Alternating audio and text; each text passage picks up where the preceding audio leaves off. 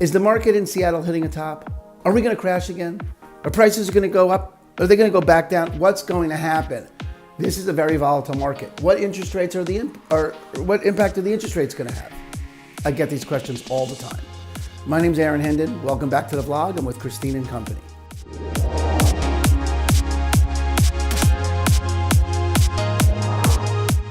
Listen, I can answer those questions, but you first have to answer me a question. Would you rather be absurd or uncomfortable? See, my answer depends on what you're really looking for.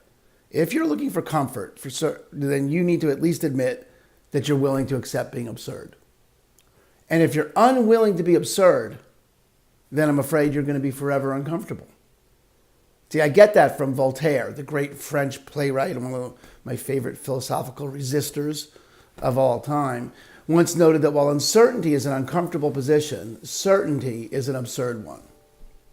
See, if you're asking where the market's headed, which is a perfectly pedestrian, ordinary question, a question our tiny reptilian brain has evolved to ask all the time about the future, then you need to deal with it. No matter what answer you get, you're asking to achieve some level of comfort. And unfortunately, that is absurd. See, let me tell you a story. Every year for the past 25 years or so, I go on a snowboard trip. I snowboard, these guys ski, with a group of friends, about 4 or 5 guys that I've known since I was 8 years old. And we always go someplace different, and we spend 4 or 5 days doing things our bodies really are becoming less and less able to do, okay? It's a total blast.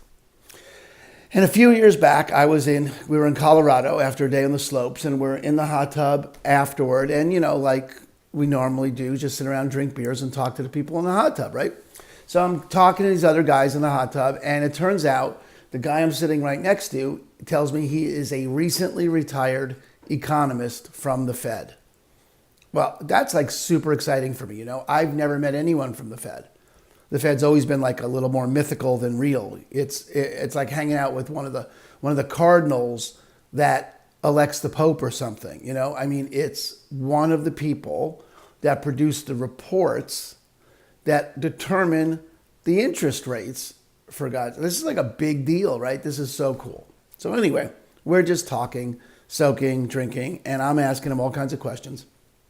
And he asked me, hey man, you want to know how you keep your job as an economist at the Fed? And, hello, of course I do.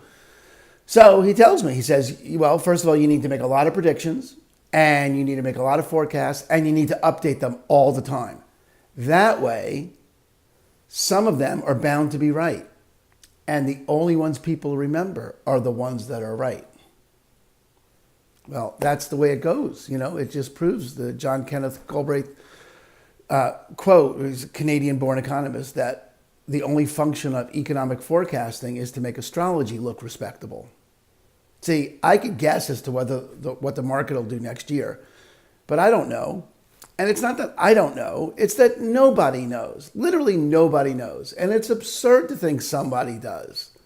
It's a mindless search for comfort that drives us to ask. And while there are no shortage of pundits that will provide answers, you have no problem finding people that pretend they know, because no one ever went broke selling comfort to people's fears. It just doesn't make it valuable. Sure, some of them will be right, and they'll be thought of as brilliant.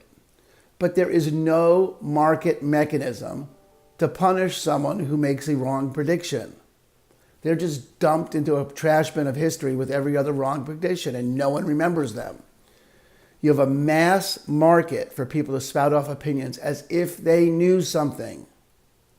This is not valuable. The market is going to go up or it's going to go down. Promise. Interest rates are going to rise or they're going to fall. Things are going to get worse or they're going to get better. When? How bad? How much better? No, I don't know. Nobody knows. Stop wasting your time asking. It really doesn't make a difference. Do the right thing for you to do with the information you have right now. And then when things change, do the best thing for you with the information you have right now. And then when they change, do this thing that's right for you right now with the information you have right now. It may not be comfortable, but at least it's not absurd. Okay, that is the only way to have a powerful relationship to this market. So if you have questions about your home value right now, or you have things you want to know what a neighborhood is doing right now, I'm happy to help. Let me know what I can do for you. Text, email, phone, calls, Facebook message, smoke signal, whatever you need. Get a hold of me. I'll talk to you soon. Thanks for coming by the blog.